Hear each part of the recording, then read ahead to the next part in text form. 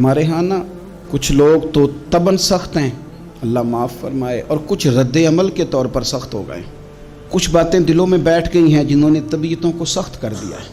کبھی کہیں آپ بہو سے کہ چلو بوڑھی ساس سے اگر کبھی کو بات سخت نکل گئی ہے تو معاف کر دے، وہ تیار نہیں ہوتی، وہ کہتی ہے تمہیں پتہ نہیں میرے ساتھ کیا کچھ ہوا۔ کبھی ساس سے کہا جائے نا چلو بھول گئی تھی بچی تو آپ درگزر کر دیں، تو کہتے ہیں تمہیں پتہ نہیں میرے اندر سختی کتنی آ گئی ہے، دکھ کتنے بیٹھ گئے۔ ہم نا طبیعتوں میں سختی کر بیٹھے، ہمارے دل دھڑکتے ضرور ہیں لیکن صرف اپنے بچوں کے لیے، ہمارے سینوں میں درد اٹھتا ضرور ہے لیکن صرف اپنوں کے لیے۔ ہم نے نا 2 4 5 6 باتیں جمع کر کے ان پر پورا ذہن بنا کے سخت ہو گئے ہیں، طبیعتیں سخت ہیں، دل سخت ہیں۔ میرے نبی پاک صلی اللہ تعالی علیہ وسلم نے فرمایا، یہ حدیث مسلم شریف میں موجود ہے، فرمایا جنت میں وہ لوگ داخل کیے جائیں گے جن کے دل چڑیوں کی طرح نرم ہے۔ نرم دل کے لوگ، معاف کر دینے والے، جلدی مان جانے والے۔ ایک صاحب تھے، اپنے بھائی سے ناراض ہو گئے اور انہوں نے رشتے سے انکار کر دیا، پہلے ان کے بیٹے کی وہیں پہ نسبت تھی، انکار کر دیا۔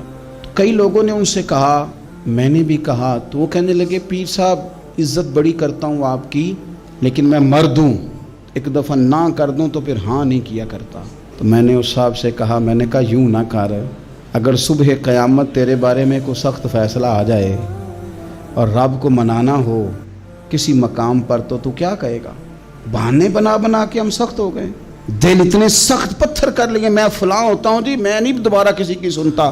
اور خدا کے بندو، میرے نبی پاک علیہ السلام نے فرمایا مومن تو اس طرح ہوتا ہے جس طرح اونٹ کے ناک میں نکیل ہوتی ہے، بٹھا دو تو بیٹھ گیا، اٹھ جاؤ تو اٹھ گیا۔ اور حضور نے فرمایا وہ لوگ جو بہت بد اخلاق ہیں، جھگڑالو ہیں، فسادی ہیں، سخت دل ہیں، وہ لوگ جنت میں نہیں جائیں گے۔ جو جھگڑے کرتے پھرتے ہیں جھگڑالو لوگ ہیں۔ عزیز دوستو، اپنی زندگی کے اندر طبیعت میں نرمی، اگر طبیعت نرم ہو گئی نا جی، مزاج میں نرمی آ گئی تو پھر آپ محسوس کریں گے کہ آپ معاف کرتے بھی جلدی ہیں اور معافی دیتے بھی جلدی ہیں۔ پھر آپ کے تعلقات بچیں گے، آپ کی نسبتیں بچیں گی، آپ کے بہت سارے رشتوں میں قربت آئے گی، ٹوٹیں گے نہیں۔ ایک تو دل نرم کریں، کسی شخص کے بارے میں دل میں کوئی بات ہے تو اسے معاف کریں اور معافی دیں۔